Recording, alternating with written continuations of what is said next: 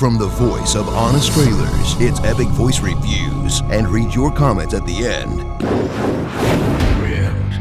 From the director who made Star Trek suck a lot less and the studio that owns the galaxy, comes a reintroduction to the universe of Star Wars. Lightsabers and the Force are still cool, and the bad guys are all still British. The unexpected reveals will leave you saying, wow, they did a great job redirecting us in the trailers. The trailers had me guessing that Chewie dies, so when Han dies and Finn almost dies, both were big surprises. However, the scene with Kylo Ren and Han felt very, I am your father, blows the prequels away with amazing action and effects. But for all the talk about practical effects, there were still some main characters that were like prequel level CG. New She-Yoda and new Palpatine both were unnecessarily motion captured CG when they could have and should have been either human actors or practical effects characters, because there are no practical effects characters in the main cast except for like minor characters. In fact, it almost felt like they forced extra practical effects characters as if to say, see, here's a bunch of non-CG characters as we promised. Still not an improvement over the original trilogy, because let's face it, they were just so darn great. It's a meeting of new and nostalgia, and what is a really cool and fun take on the story. It's basically a New Hope, new She-Luke, and new R2 with secret plans on a desert planet. You got new Han Solo, Poe, who is my new favorite character, by the way.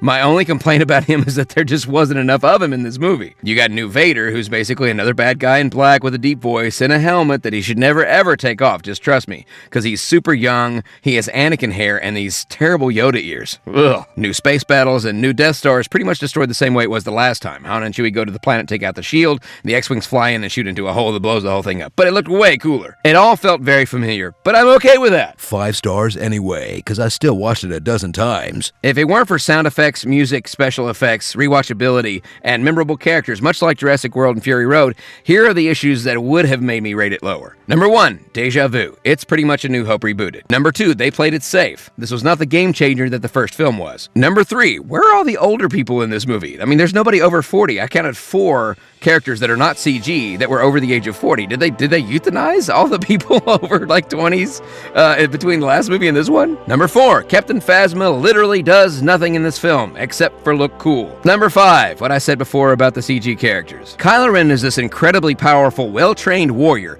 who can't defeat an ex-space cop who's never been trained with a lightsaber, and new Luke, who has never even had any training in the Force or lightsaber battles, not only can't defeat them, but is defeated by them? Come on. These, however, are all just nitpicks, and I still think fans will absolutely love this film. Another thing I loved was seeing actors in the credits that I knew, like Tom Kane, James Arnold Taylor, and D. Bradley Baker from Star Wars, plus my friend Kat Sheridan, Fred Tatasciore, and Kevin Smith, what? Plus Bill Hader is the vocal effects for BB-8?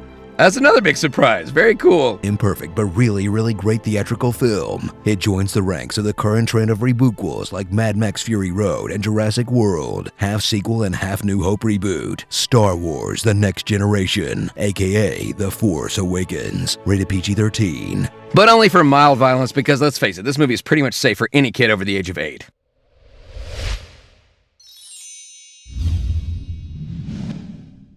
Get your epic rip shirts by clicking the link in the description below. And now it's time for your comments. Commander, I know you're in charge, but you probably shouldn't jet ram the Avenger. Such a lust for revenge. Who? Bubbles. Heroes in a half shell. Turtle power. If my wife were a transformer, her name would be Amazon Prime. Change? You got change? Oh, come on. Help an epic voice out, will you? Sheldon, would you be prepared on a non-presidential basis to create an emergency ad hoc Slurpee Icy equivalency? If you like this video, share it and click subscribe. Click here for more epic voice reviews. Click here for more imitation gaming videos.